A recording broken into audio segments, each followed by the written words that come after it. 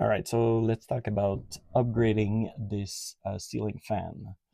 So as you can see, this fan here is very old, and it's just not that it's really that old, but it's an old model. It's super not efficient. I have to turn this to open the lid.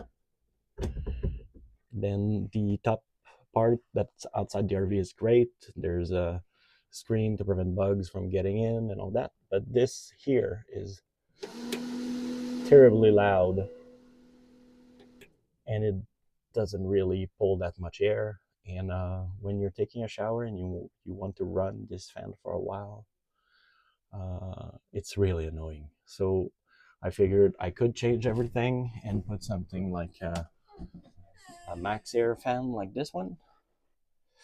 But the thing is, when you move that, you remove that, you have to remove the exterior part, uh, and resealing my RV top was not something I was interested in.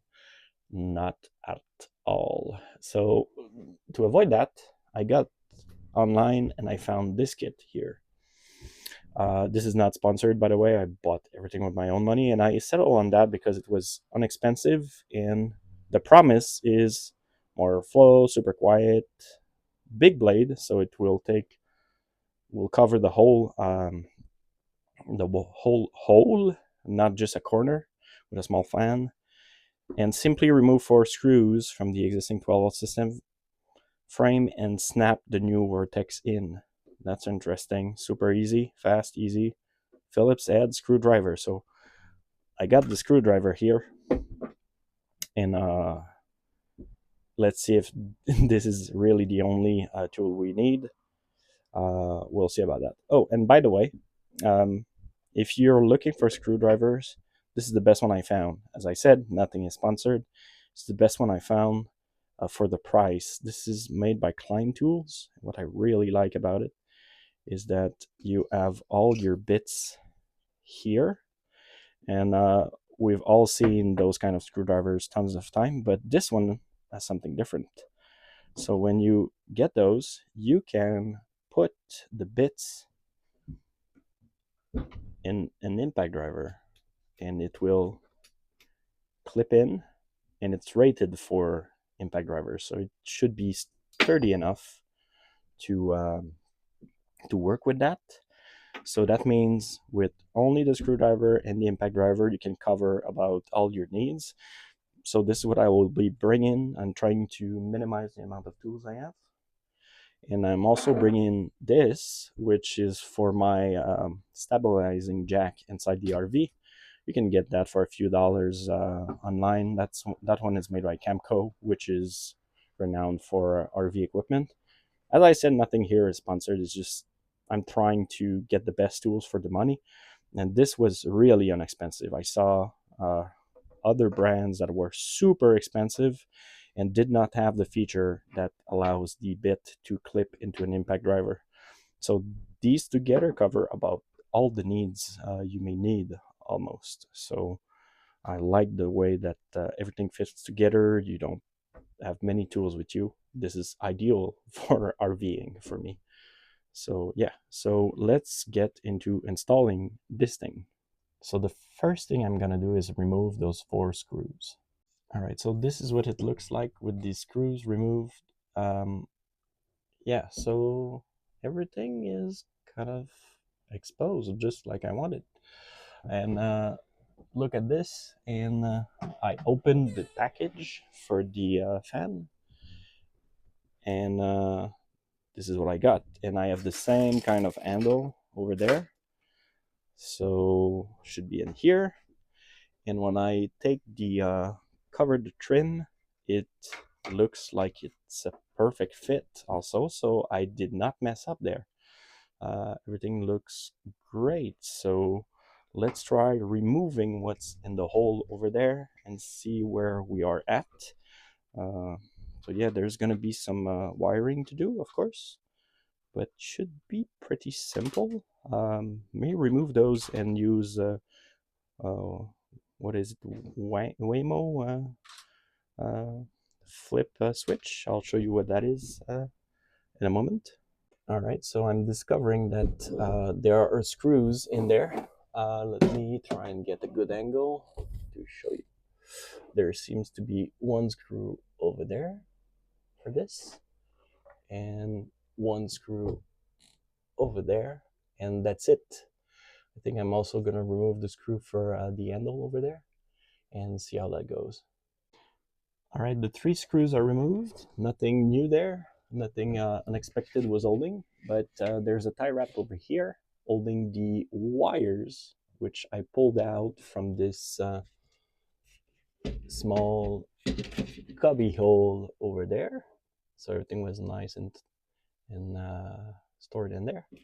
This is also interesting because it shows me what the Asdel composite panels are made of. So it's essentially a low end, which is super thin plywood, foam core, and another super thin plywood. So yeah, not much there, but I think there's also the layer of fiberglass that we can kind of see there, or exterior. So yeah, super thin. Seems to hold pretty well though, and there's not much room for stuff to rot except for like the plywood or something. So I like that. So what I'm gonna do is that I am going to remove those connectors and I'm gonna put new ones. So that's my next step. All right, new thing. So I looked and I'm guessing I need to remove all of that. Maybe not that part, but at least that part. And this looks like it's pretty much soldered in. Sorry about that. It's disgusting, but this is the way it is. And there's a bracket in here, and how do I remove that? So that's not clear. So I'm gonna look online at an installation video because there are no instruction in the package. So I'm guessing this here will clip in this, and this will allows me to just a gear assembly and have the handle here on the side. And yeah, so I don't think I need to remove the part that is there, otherwise it will break the opening of the top cover. But this I need to remove, so I don't know if I need to remove just the fan and the motor, or I need to remove everything. So I'm gonna look online. Yup, you don't remove anything but the fan and the motor on the other side. Unclip the tie wrap and remove everything. You keep the bar here and that. And I'm gonna also clean everything before putting everything back in. So yeah, so now I'm gonna remove those plugs there. Also a good idea to take a picture before. So the black one is connected to the brown wire. All the whites are together. So yeah. And what I'm gonna replace those plugs here with are those lever things. There's a ton of high grade product that you can use also for 120 volts, but I got the cheap stuff because it's only a 12-volt system, so probably not gonna blow anything. Yeah, so I got those on Amazon for a few dollars. Yeah, so that's what I'm going to use. All right, so when I remove these, those are all bundled together, and I'm gonna take all 3 strands and separate them inside those connector. Makes it easier to plug in, plug out stuff, and yep. All right, so one done. Important thing is that you may need to cut the excess wire there because those have lengthy wire uh, for the way they are clipped together, but this needs a shorter wire for some reason, and you don't want any exposed wire to be coming out of the connector, otherwise you're exposing yourself to problems. So yeah, one done. 2 done. Now to remove the tie wrap, remove this, and then remove the fan and motor. To remove the fan, I just pulled on it, nothing special, and I'm guessing removing Both those small screws will allow me to unhook the motor. So this went to the button to activate it, but everything is already assembled in the new fan, so I don't need to take pictures of this. I found something funny and concerning. So when I remove the motor, look at the brand. Oh gosh. I hope it's not as loud and terrible. And I'm guessing this company, for some reason, knew what they were replacing, which was their own thing. Oh man. I hope I'm not side grading for something worse. This gives me doubt. Oh. All right, everything is removed. I did remove some of the dust, really hard to remove. We'll go another shot and then try and install the new thing. Ugh. All right, it's in. So I had to relocate the wires to over here because they were super short. And I'm a bit disappointed, to be honest, because I don't know if you can hear, but this is still pretty loud, but lots more air moving there. So that's good, at least. Less moisture in my bathroom, less moisture in my RV, always good. And well, at least the noise is still there, but not as high pitched. But yeah, I was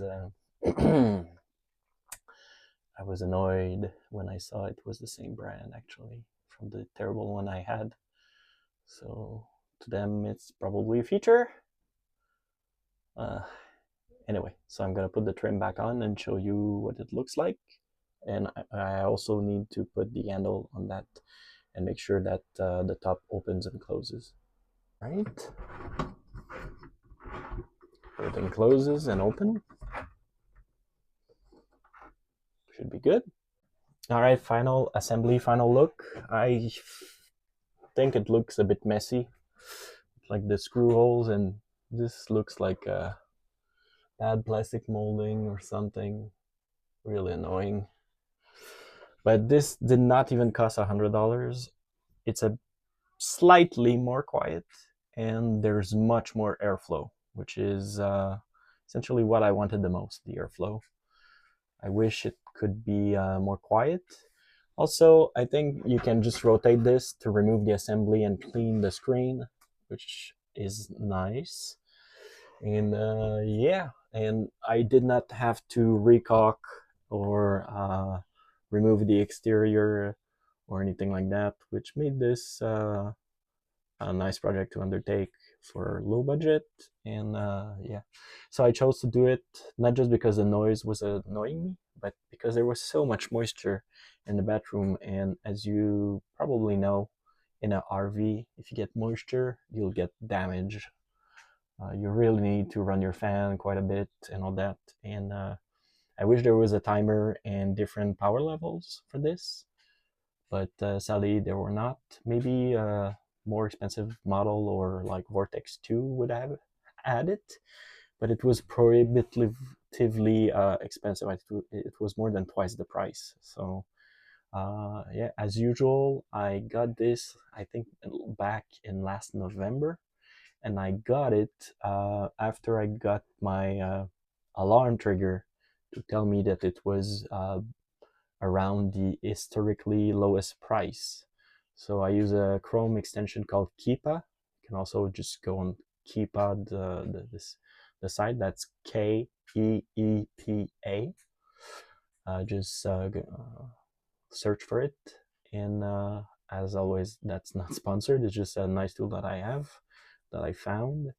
And I set a threshold and got this very cheap. So yeah, that's why I installed it. So I'm trying to save money because, as you probably can guess, it's an expensive lifestyle to get an RV and a full electric pickup and all of that. So I don't want to overspend. So this is what I got. Slightly disappointed, but I think it's still an upgrade. And yeah, some regrets, but overall, I would do it again. All right, that's all I have. Have a good day.